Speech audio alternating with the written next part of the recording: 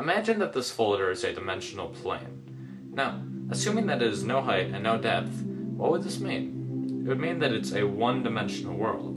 So if, hypothetically, an organism was living inside of it, it would only be able to move in a linear path forward and backwards in a straight line. Now, if we go to the second dimension, we have two dimensions. We have width and we have length. So hypothetically, if an organism lived inside of here, then it would be able to move up, down, left, right, and anywhere else in between. And a two-dimensional world is comprised of an infinite series of one-dimensional worlds stacked upon each other. Just as our three-dimensional world, which has depth and length and height, is comprised of an infinite series of two-dimensional worlds. So now that I have stacked many folders upon each other, we have three dimensions. We have depth, we have length, and we have width. Now what happens if you keep going on from here on out? We would have a four-dimensional world, but what exactly is a fourth dimension?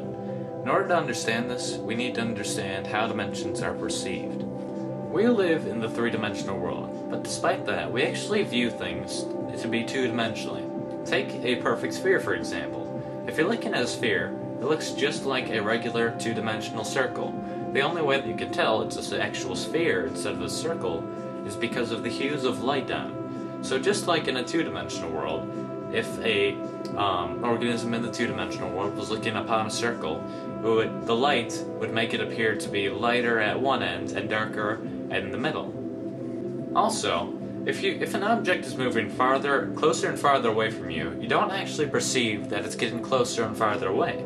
You see that it's getting smaller or larger, and then you assume that it's getting either farther away or closer. But let's say that an object was to grow in perfectly equilibrium, so that it was growing at the same speed that it was shrinking as you move it farther away.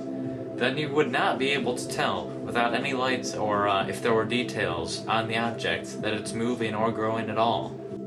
You may have assumed that since we perceive things to be in two dimensions, that a two-dimensional organism would see in one dimension. So, as we're watching this rubber band expand as it moves farther away from this little organism in the two-dimensional world, it does not actually perceive anything is happening to it because it's growing at the same speed that it's moving farther away. But since we can actually see it from the three-dimensional world and perceive things to be in two dimensions, we can see things for how they actually are.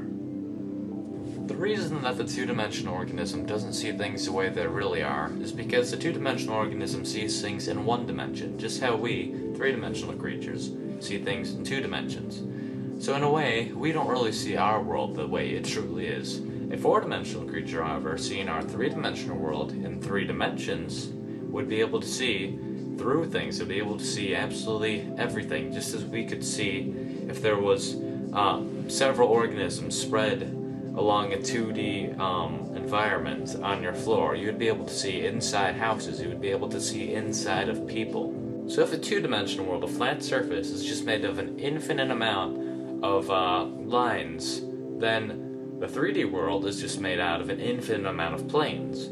So the 4D world, logically, is made out of an infinite amount of 3D objects, though they're not just put together like you would like building blocks. That's not how the 4D world is. That would just be 3D again. So in order to understand this, we need to understand the logical progression of mathematics in our world.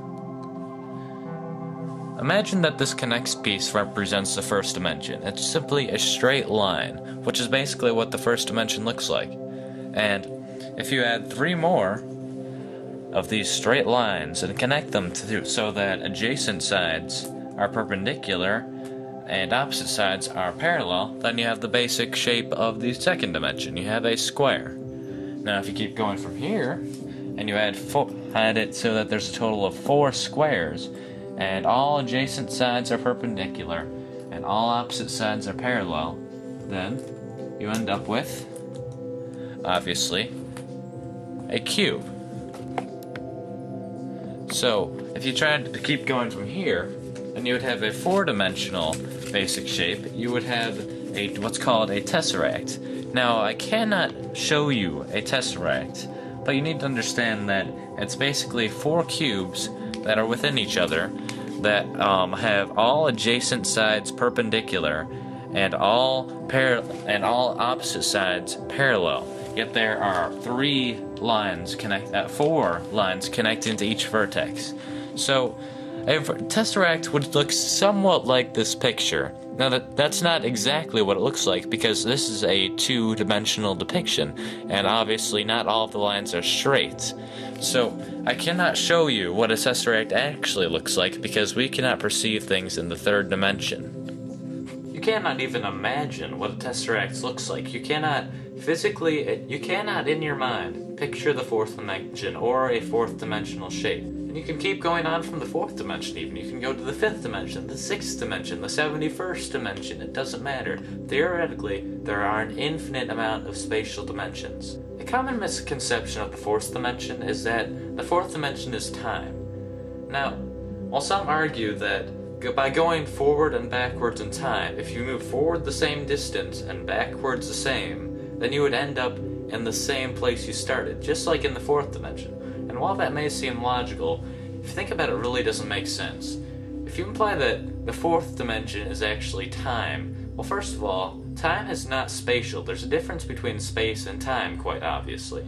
And assuming that all dimensions are according to a pattern, then that doesn't really make sense either, because saying the 4th dimension is time, every dimension has time in it, so that would mean that the 4th dimension is special in some way, which doesn't really make any sense. Another reason this doesn't make sense is that we very, very, very slightly travel through time whenever we move due to the distance that light takes to get to our body. Now, if a group of astronauts were to get in a spaceship and they were to go very, very, very close to the speed of light, then they went around in this impossible, nearly the speed of light spaceship for a few months, and then afterwards they returned to Earth. They would find that Earth had actually progressed a few years, so they had moved forward in time by moving that quickly. Another interesting concept involving the 4th dimension is that many physicists and even mathematicians may say that the dimensions are very, very slightly curved, because if you really think about it, nothing can be truly, absolutely infinite. So imagine that the 1st dimension, the line, is just very, very slightly curved, so that after a very long time, it will end up creating a circle. So, as suggested by many physicists, if you keep going in the same direction, then you will end up where you started after a very, very long amount of time, obviously. And the same thing would happen to the 2nd dimension. If it's just a square, and then you extend it very, very slightly in a curve, then it will eventually make a sphere, and the same thing happens in our dimension, except it will form a very, very slightly curved 3rd dimension, which will form a 4-dimensional universe, basically. So what this kind of means is that our 3-dimensional world is within a 4-dimensional world, and the 4-dimensional world is within a 5th-dimensional world, and so on. Now, I did say that nothing can be truly infinite, but if this is true, and a dimension is really within another dimension, within another dimension, within another dimension, then I'm implying that there's an infinite amount of dimensions, which is the only problem I really have with this theory. I'm not sure if it ever stops, or if infinity is really even possible. We don't know that.